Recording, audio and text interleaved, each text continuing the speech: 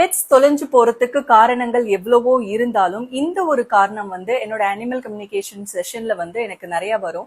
அது என்னன்னு பாத்தீங்கன்னா, அவங்க வீட்டுல இருக்கிற கம்பேனியன் மேலா இருக்கட்டும் இல்ல ஃபீமேலா இருக்கட்டும், ஏதாவது ஒரு விஷயத்துக்காக உடைஞ்சு போயிருந்திருப்பாங்க. பினான்சியல் லாஸா இருக்கலாம், இல்ல ரிலேஷன்ஷிப் இஷ்யூவா இருக்கலாம், இல்ல வேற ஏதாவது யாருக்காவது ஹெல்த் இஷ்யூஸ் பத்தி அவங்க மைண்ட்ல இந்த தாட்ஸ் வந்து ஓடிக்கிட்டே இருக்கலாம். அவங்களுமே லாஸ்டா இருப்பாங்க.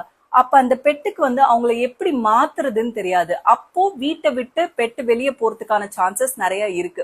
அது ஏன்னு பாத்தீங்கன்னா, பெட்டு தொலைஞ்சு போகும்போது அவங்களோட போக்கஸ்லாம் இந்த ப்ராப்ளம்ல இருந்து பெட்ஸ் மேல திரும்பிடும். அப்ப என்ன பண்ணுவாங்க, இந்த மெசேஜை நான் பெட் பேரண்ட் கிட்ட கன்வே பண்ணும்போது எவ்வளோக்கு எவ்வளோ அவங்க அந்த மெசேஜை ஒர்க் பண்ண ஆரம்பிக்கிறாங்களோ அவ்வளோக்கு அவ்வளோ பெட்டு திரும்பி வரத்துக்கான சான்சஸ் வந்து நிறைய இருக்கு. ஸோ இதுவும் ஒன் ஆஃப் த ரீசன். ஏன்னா பெட்ஸுக்கு வந்து லாங் டேர்ம்ல இது அவங்களுக்கு நல்லது இல்லைன்னு தெரியும். அவங்க கம்பெனினை அவங்க இப்படிதான் மாத்த ட்ரை பண்ணுவாங்க.